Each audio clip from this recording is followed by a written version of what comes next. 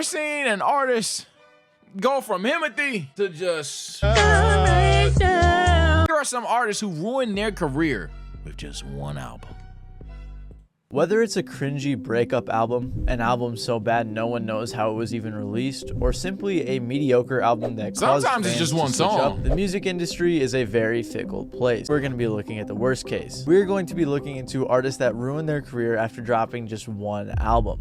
So like I said, Chance the Rapper is probably one of the biggest examples of this topic. He began rapping in middle school and began working on his first mixtape in high school. He had released some music and had a little bit of buzz, and then released his debut mixtape 10 Day in 2012. Chance got a decent amount of attention, especially locally, and even got some recognition from Complex and Forbes. The next year, he released his classic mixtape Acid Rap, with features from plenty of talented artists, which led to Chance really moving up in the music industry. He was nominated for Best Mixtape of the Year at the BET Awards. He began touring, was featured in commercials, and also performed at Lollapalooza. In 2017, Chance performed at the Grammys, was nominated for 7, and won 3 Grammy Awards. He headlined an event at the Obama Foundation. And that's the scary thing about this shit, even on YouTube to a degree, but obviously in the rap game, you'll just never know who will fall off.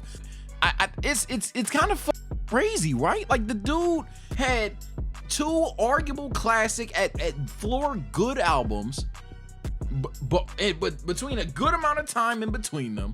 Not only that, his debut album is recognized as a pretty solid project. I just haven't heard it myself. He's winning multiple awards, multiple features, all of that, and then out of nowhere, you're just done.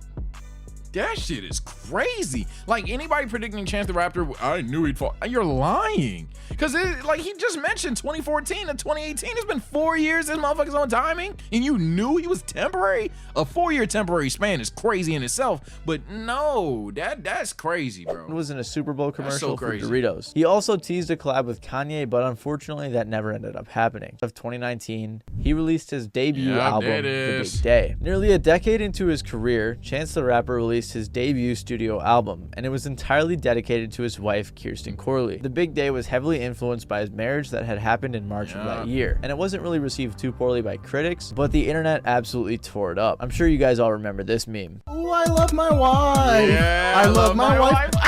Let's go ride a bike with my wife. My wife's real young, my wife's real small. Let's go to the beach and play with a beach ball. Praise Jesus God and my wife. Let's go to the beach and ride a bike. This actually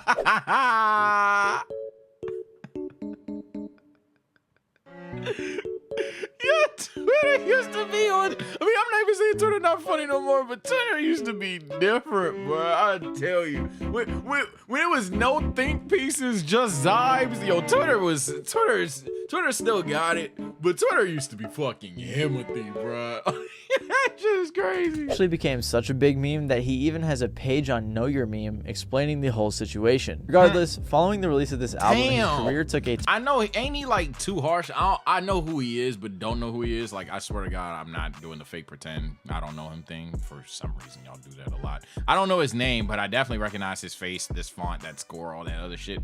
Ain't he like always harsh, but a 0 is still crazy. Turn for the worst. Chance was arguing back and forth with fans on Twitter who were critiquing his album. He was arguing back and forth with one guy for a little bit, constantly getting ratioed in the process. Some people even thought he was hacked because it was so irregular for him to act like this. However, apparently all of this could have been avoided if Chance had just listened to his manager. Chance had recently fired his manager, Pat Corcoran, and even more recently, Pat filed a lawsuit against him. The lawsuit was mostly about money that Pat was owed. However, he also mentioned The Big Day. Pat said that Chance was ignoring his advice about the album and even blamed him for poor reception and poor ticket sales, which confirms the theory that he canceled his tour because of poor ticket sales. Very talented. Since The Big Day. Yeah, one thing you cannot do on this internet shit, bro, and really in life, but especially this internet shit, don't preach a message and then not follow through. Really hurt his career after that album. Robin, I'm gonna be honest. Y'all thinking what I'm thinking? Whoa, there is no way you could be thinking what I am thinking. I don't care. I don't care. Most replayed for a reason. I don't care. Leave a link below. Oh. So Roddy Ricch is someone who I definitely true. think could make a comeback Very because he is true. very talented. But ever since releasing his sophomore album, his career has been on a very steep decline. He began Sad, making music when bruh. he was 16 years old and released his first mixtape, Feed the Streets, in 2017. It had a handful of popular songs that caught the attention of many artists like Mustard, stupid. Meek Mill, Nipsey Hussle, and 03 Greedo. These connections were instrumental. Knew it had to be one. Sorry. No, sorry. Knew it had to be one. I was waiting for it. For a second, I thought I was wrong mentally. There it is. Nah, you tripping. Robin underrated, bruh. Okay. He's underrated. It's not even gonna say, but I really could say, Gun to the back of your head. 5 Robin Thick Socks. I'm not even gonna do, no. Okay. career grow. Following that project, he released an EP called Before the Fame and also performed at a Nipsey Hussle concert in LA. That same year, he began the rollout for his next mixtape, Feed the Streets 2. Then in late 2019, with all of his buzz and industry connections, Roddy began rolling out his debut album. He released a few really good singles and then dropped the album Please Excuse Me for Being Antisocial. Classic. I don't care what you think of the nigga now. Classic. Classic album. We talk about no skips. Classic album. On December 6th of 2019, Classic the album. album itself was really good. It sold 101,000 copies first week. However, it would be all downhill from there. In an interview with GQ in 2020, Roddy Ricch, a couple features here and there, and his appearance on Rockstar, Roddy Ricch was not releasing his album. Then, finally, about 2 years after releasing his debut album, he released his sophomore album, Live Life Fast. Like I said, it was extremely hyped up, and he even said that the album had a no-skip policy, but it did not live up to the expectations at all. The album wasn't even bad. It was just so mediocre that fans were very let down. He got a lot of hate with comments like, he must be living life fast, mediocre that fans were very this let tweet. down. He got a lot of All right, Rich is so frustrating because he's not a bad album at all, but we know Roddy is capable of something hate better. with comments like, he must be living life fast because the album sounds like he made it in a week. And Oh Roddy my saw the hate, God. immediately announcing that he would be dropping another album next year. The album also only sold 62,000 copies first week, Damn. which is about 40% less than what his Yeah, previous that's album sold. quite Then a a couple months after releasing that album, Roddy Ricch posted a snippet of some new music to Twitter, and the fans absolutely clowned him for it. Yup. So much It so that happened he again. deactivated his Twitter and posted on Instagram saying, "Guess I'm a flop now." One person even referred to it as the Chance the Rapper-ification of Roddy Ricch. And while that's a terrible man. phrase, it is true. Because like I said, once you become a meme or start getting clowned on, it's really hard to break out of that. However, Yup. Roddy did later do an interview with DJ Academics in which he gave other reasons as for why he left the internet. Don't tell me you're letting these niggas get to you. Hell nah. You gotta understand.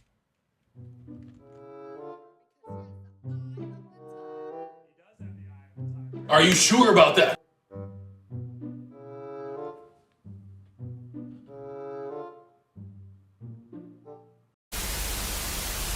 Damn, before the fame, Okay, I wasn't an Roderson. Instagram nigga. Yeah, they didn't They get to tell you. you I Okay, wasn't okay, on Roddy Ricch. I wasn't getting on Instagram live, taking pictures. I don't even take pictures of myself. I really be putting shit on. It was clear though that the internet was getting to him, especially since he said in an interview, a lot of people don't have to deal with more than 10 people. So just imagine 7 million that see your posts every day. Roddy was very clearly under a lot of pressure and a lot of stress. He even addressed these expectations in an interview. What do you say to yourself Not when saying you he's when weak for people letting try it to get to him. have That's a these lot of you expectations and they're so motherfuckers, unrealistic? Damn.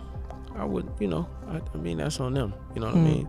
I feel like I've just been having a great career in rap. You know what I'm saying? Every album is not going to be the greatest album to ever live. And, we got to be okay with that. Then about a year after dropping his previous album, Roddy released the album Feed the Streets 3, which only sold 38,000 copies just had first no week. hype. So it's obvious ever since releasing Live Life Fast paired with the whole Twitter snippet incident thing, Roddy's career has been on a decline. I think Roddy could easily come back if he just drops an album that's on par with or better than Antisocial. We'll talk about this nigga in a second.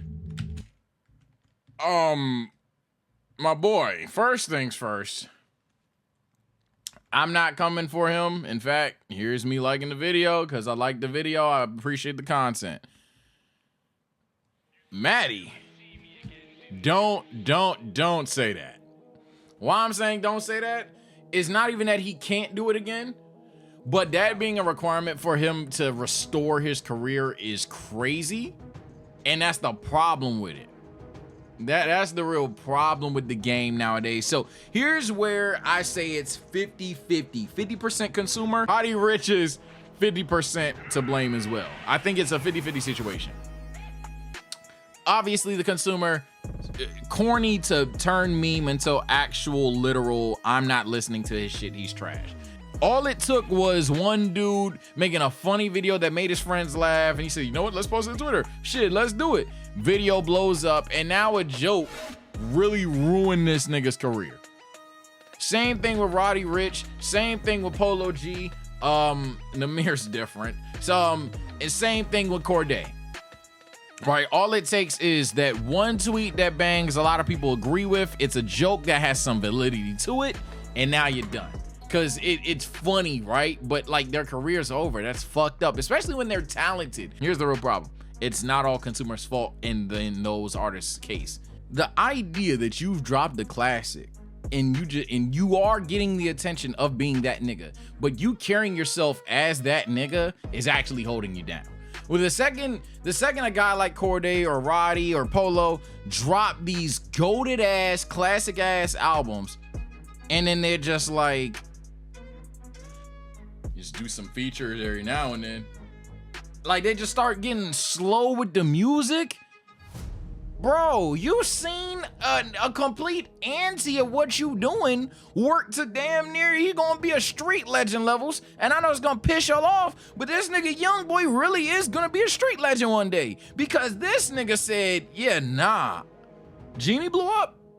Until Death Boy Called My Name blew up. Oh, I'm giving these niggas music on a daily. Yeah, they gonna say I fell off yesterday, and then tomorrow they gonna say I'm him. And then the next day they gonna say, he hit or miss. And then the next day they gonna say I'm him again. Bro, keep dropping music. And this is the real problem with like, and this is a problem. And let me just go back to this overlay. But this is like a problem with like even low end artists that I find. All it takes is that one droplet of fame, droplet of fortune, droplet of positive recognition, and these motherfuckers just stop dropping music. It's so dumb. It's so dumb. It's literally the name of the game nowadays is to consistently get your name out there. Why would you then sit there and bask in your own life? Like, yeah, you dropped a classic. Now let's lock in. Capitalize on the moment. I feel like they're not capitalizing the right way, and that's why there's a bunch of talented niggas getting wiped off the face of the net, because all it takes is one meme nowadays. But speaking of memes, spoiler alert, Nahmir's fall off a skill issue. So I covered YBN Nahmir's career in a previous video, but he had a catastrophic fall off after releasing his debut album, so I just had to include him in this one. Nahmir and his friends met on Xbox and formed a collective called YBN and started making music together. He started releasing music solo and with YBN members in 2015. All of his music was made with just a blue snowball microphone in his bedroom, so it was clear he wasn't super serious. Honorable Nahmir take, was young, wisdom of the still in day. high school, and if you're trying to do content, rap, anything, stop waiting for it. Go to the equipment, just do the shit. And then WorldStar reached out to him to post a song. So they posted it on their channel and it went mega viral. Yes, Rubbing Off the Paint was a huge hit. It hit 46 on the Billboard Hot 100, went 2 times platinum. To this day, Rubbing Off the Paint is one of his biggest songs. He continued releasing music like Bounce Out With That, The Race Remix, and more that helped him grow steadily as they were fairly 100%. good. Nah, He followed up his massive success with YBN The Mixtape, a mixtape featuring himself and the other YBN members. His success helped put other people like Almighty J and Corday on the map as well. This mixtape niggas did think Almighty J was gonna be on time. MGK, he had that one jump to take it off. Chris Brown, and more. They were clearly blowing up and becoming much more successful, but fans were waiting for his debut album. However, he wasn't releasing anything, so like I said with the fast food thing, he was falling into irrelevancy. Then finally, about 4 years after coming out with Rubbing Off the Paint, he released his debut album, Visionland. This album was not good, and also featured a song called Soul Train that turned him into a huge meme. Like we discussed with Roddy Ricch and Chance the Rapper, that is the last thing you want to happen to you. Payback on. Hey, that's a good one. Putting the paint back on is fire. That's a good one. Industry, especially if you don't have the music to back it up. On top of that, Visionland sold 4,000 copies, which also added to how much people were making fun of him on the internet. The music quality wasn't there. He waited 40 years to drop, and he was turned into a meme. He kept digging a deeper hole for himself over the years as he was doing cringy dances, arguing with fans, begging No Jumper to not post memes of him, and he even mentioned starting an OnlyFans. YBN Nahmir had become the laughing stock of the rap community. To be fair to Nahmir, there were some issues with his label that we don't know too much about. However, he has tweeted a few times about how much he hated his label and how he couldn't wait to get out of his deal with Atlantic. So it's very possible that the label was delaying the release of his album, or maybe they put it on the back burner, or maybe they even had a hand in the creative decisions. Regardless, after releasing Visionland, YBN Nahmir's career has come crashing down. Anyways, Possible, but to be honest, skill issue. I'm sorry, skill issue. He knew what was working for him, and what he ultimately decided to do was, to my knowledge, it could have been the record, and he could easily lie about this too. We'll never fucking know. He could easily lie and or tell the truth. Could have been the record delaying his album for 4 years, which I would find hard to believe considering the hits he was dropping, but possible, I guess, right? But either way, when you don't drop an album, no matter what the situation is, when you don't drop an album 4 years into hype, skill issue. But with that being said, look, chat, let me know who you think fell off with one album in the comment section. There's also artists that fell off with one single. We've already talked about the artists that fell off in one moment. Shout out to yeah, but it's tough. I hate seeing fall offs this fast, regardless, even if it is skill issue. I hate seeing fall offs this fast. Hopefully everybody in this video can recover, because there was at one point in time where he was in the game and we enjoyed the content. Hopefully we can all get back to that point, because I want to see everybody make this motherfucking money. Shout out all the artists in this game. Shout out Maddie. I think it's the second, third time I reacted to you, so you know what the vibe is. Chat, we hitting the big subscribe button on the boy. It's one boy TSL Sage here with... Chat's not even here. Trunks? Remember, see it first. Take care and stay blessed.